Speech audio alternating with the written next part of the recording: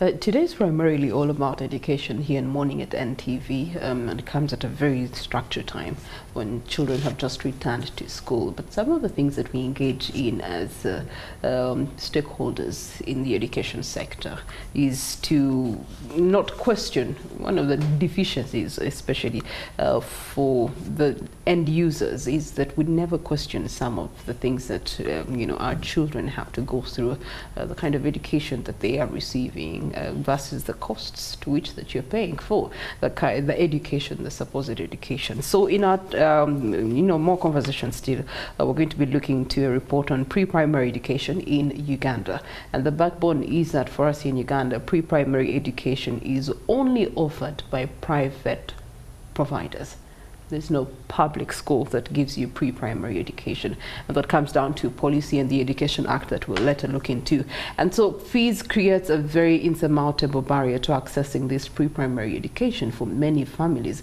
There's a family in my community that has some little children that have to go back to school, but the cost of taking them for pre-primary education is quite heavy and hefty for the kind of family and what they can afford. So these children end up sitting down, and that is already a disadvantage to the labor force later on in life. Anyway, so this report is going to be showing how fees for pre-primary education are causing the majority of Ugandans' children, one, to miss out on early learning, two, to contribute to socioeconomic development, but also the interruption in schooling, premature enrollment, and the poor performance in their later stages of education, primary, secondary, tertiary, and university, and so on and so forth. And then you also get to look at higher repetition and dropout rates, the widening of the economic inequality, all stemming down to the foundation, what should be the grassroots of education. So the Human Rights Watch and the Initiative for Social and Economic Rights will be launching their latest joint report on pre-primary education in Uganda. And to traverse this report and its finding, we are joined by Becker from Children's Rights Advocacy Director with the Human Rights Watch. Then we also do have Mugoya, who's a program officer with ISER, both joining me on set this morning. I'm going to allow you your salutations, then we get into the tough conversation, starting with you, Joe. Thank you very much for having us. We look forward to this conversation about pre-primary here in Uganda. Okay. Thank you very much, Priscilla, for hosting us, and good morning, our viewers. Okay. Joe, let's start with looking at the importance of pre-primary education. Yes. Why was it necessitated in the first place? Because I'm sure the founders, or those who sat down and realized it's necessary, did not think of it out of the blue, and it's been very instrumental either way. Yes. So for young children under the age of 6, this is the time in their life when their brains are developing most quickly. And so it's a critical moment for learning. And so what we found, the research shows that children who have access to pre-primary or to nursery, they develop more quickly, they have better performance in school, they have lower repetition rates, they have better health, and as adults they have better jobs and better earnings. So we see a whole host of benefits that really impact children positively for the whole of their lives. And pre-primary also has very positive impacts for society, because when women aren't at home dealing with childcare, they also earn more money and can contribute to the Ugandan economy. We see that the government spends less on healthcare and has better economic development. The other thing is that when children have access to nursery, it has a powerful impact on reducing poverty and reducing economic inequalities. And that's a positive thing as well. Okay, all right. Musa, turning to you, let's look at the role of the ministry playing a particular segment in this education conversation. Most recently, when we were post-COVID-19 and the ministry was trying to rearrange itself and have the education sector, both public and private, fly again, the most ill-considered part of education was the pre-primary education or the nursery education. And that was primarily because when you look at regulations and policy-wise, there's minimal attention that is given to the nursery education or pre-primary education. Yeah, thank you very much. I understand where you're coming from, and the reasons for the limitation of the government role in the delivery of nursery education or pre-primary education. It is because of the the structure of our laws. Under the Education Act, actually it is called the Education Act, Pre-Primary, Primary and Post-Primary Act of 2008, it provides for various levels of education. It recognizes pre-primary, primary and post-primary, which includes A-level and the technical tertiary. However, under pre-primary, the law under Section 10 provides that it is the responsibility, the running of nursery schools or pre-primary schools is the responsibility of private agencies, and its financing is by parents and guardians of the children. Then it goes ahead, as far as government is concerned, its responsibility is to ensure that there is a curriculum for nursery school. Two, to ensure that there is a licensing and registration of pre-primary schools. Then three, to also provide standards which are supposed to be followed, basic standards and minimum standards which are supposed to be followed by each and every pre-primary school. So that is as far as government is concerned, that is their limitation. That is the reason why post-COVID, whenever people are raising the issue, government would say, but under the law, it is not our responsibility to provide. Our responsibility is more of a regulator. So that is the limit. Actually, that's the challenge. And you find that most of the primary schools in the country, those are implementing UPE, and even those ones that are not implementing UPE, but they are either public schools or they are government aided, they do not have a public pre-primary school. If you find any pre-primary school in those schools, for example, even here in Kampala, Nakasero, Uganda Road, Chitante, those are schools where its establishment is an initiative of the teachers of that school and maybe the parents of the nearby, within the nearby community. To create the pre-primary section. Yes, create the pre-primary section. Okay. And as a result of that, you find that in most of those UPE schools, the school fees for nursery or for pre-primary is like 3 times or 4 times the one paid by those in primary. Because as far as the pre-primary is concerned, there is no government role. It means the fees paid by the parents has to pay the teachers, has to pay each and everything.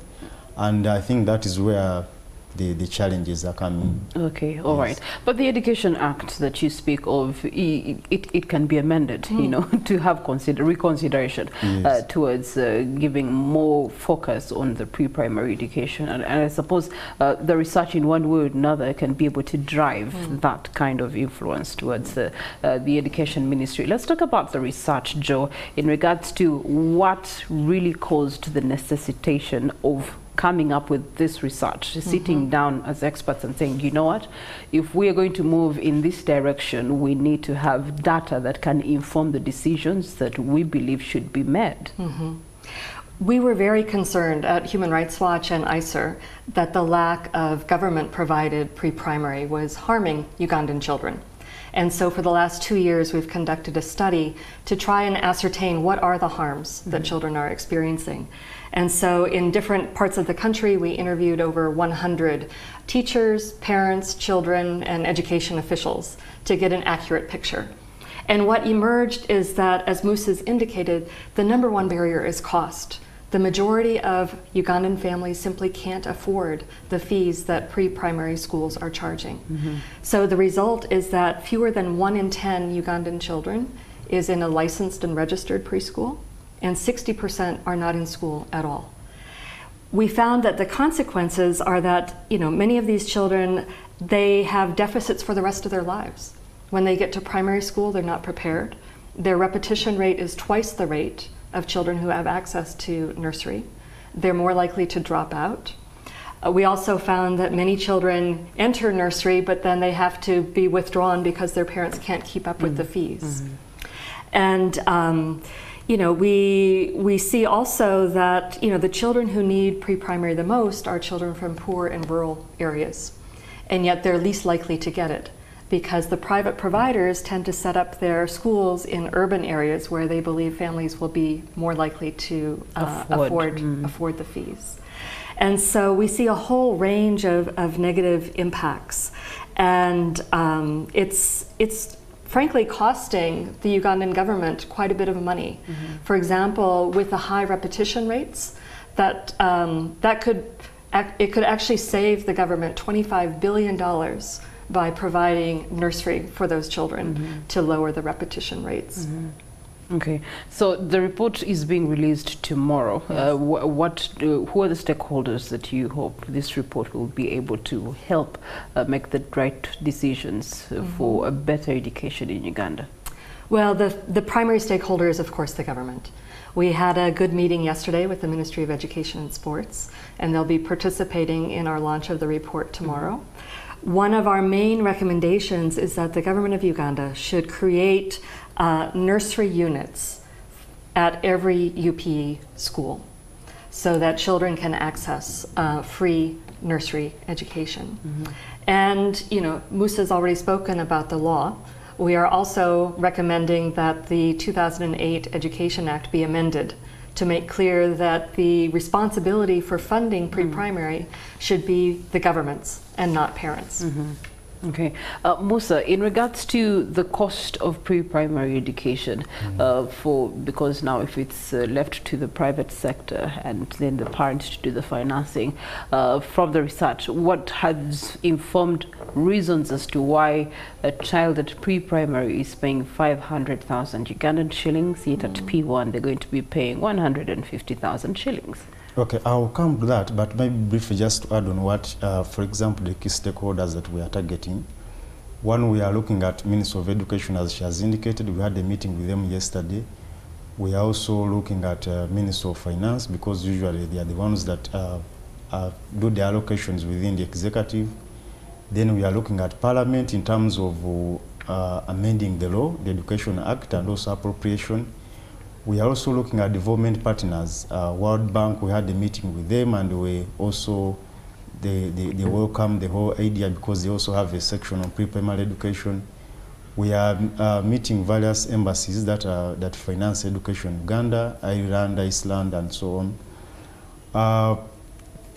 To get back your question on what is informing a certain school charging a lot of money in pre-primary and then less money in primary. One is, I think, because of the fact that there is no government support or government funding when it comes to the administrative costs. For example, the teachers. The pre-primary school have, because the teachers are entirely private, even when a unit is attached to a UPE school. So then the other aspect is about the materials which are used, the instruction materials. We were at Makere Child Study Center, and the ladies there that are running that facility told us that running a pre-primary school is expensive because you need a lot of materials to use, because these children want to play. And they told us that most of the time actually it is about praying, because at that time they are just preparing them how to associate with other learners, with their fellow learners. So they need a lot of materials to use, need a lot of space and all that. But actually also the pre-primary is not even about the cost alone. Remember, for pre-primary in Uganda we do not have right now we don't have a national school feeding program. So we find that most children in primary and secondary go to school without eating anything. But now you can't send a child who is 3 years, 4 years to a pre-primary school without providing food. So sometimes actually the cost which is involved is even before you pay the school fees, but there are also other attendant costs, especially to do with the feeding, sometimes transport, because you find that the available pre-primary school is a bit far from the home, and then the parent has to go to work. Maybe sometimes you find that he has to wake up very early, and at that moment he or she can't move with the child, so he says, oh, the child will go after a certain time, but he or she can't walk because, I mean, she is still young, yes.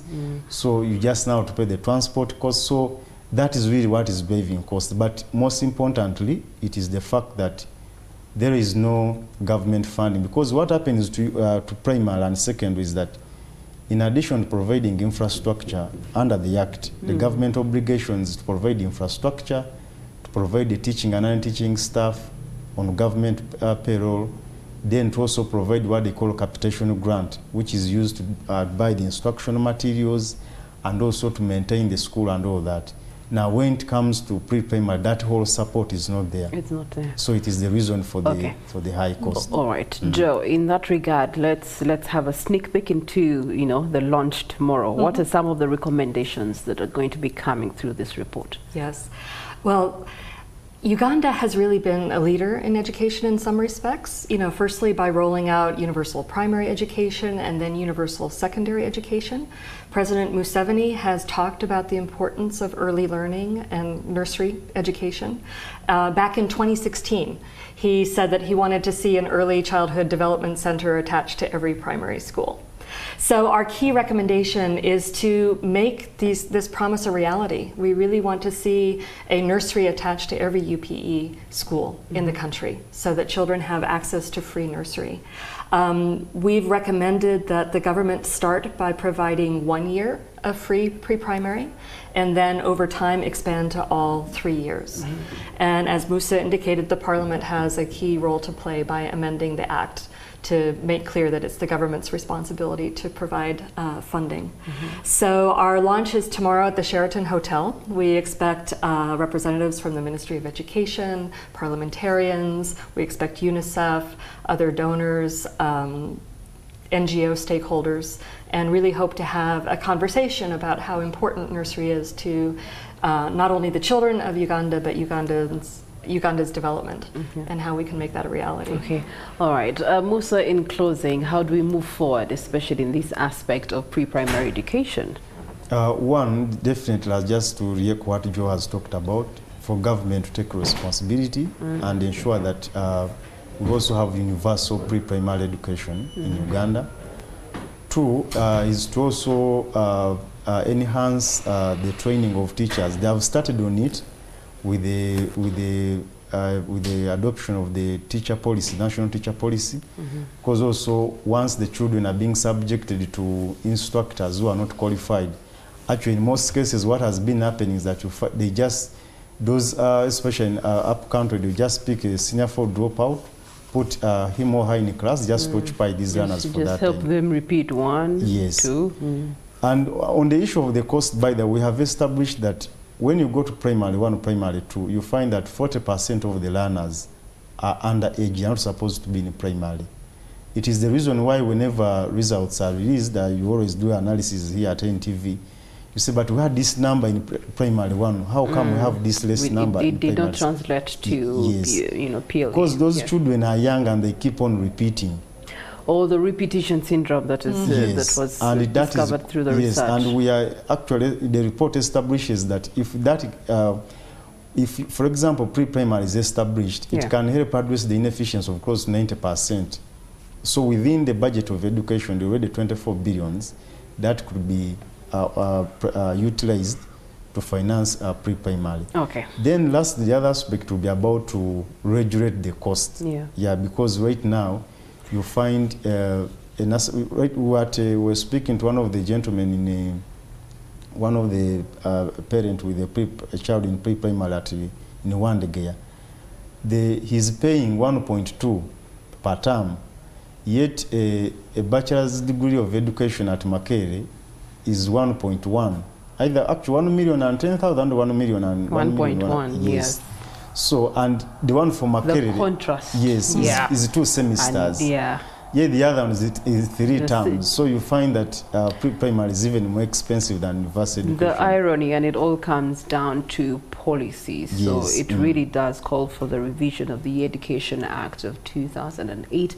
And we trust that this research is going to be doing its magic in informing government to see that they actually need to look in the direction of aiding pre-primary education through policy and regulations so that it can too contribute to a better livelihood of humanity for Uganda, but also contribute to a better socio-economic development and influence for our country moving forward. That brings us to the end of this conversation. Thank you so much for being with us. We do have our Kickstarter coming up. Don't go away.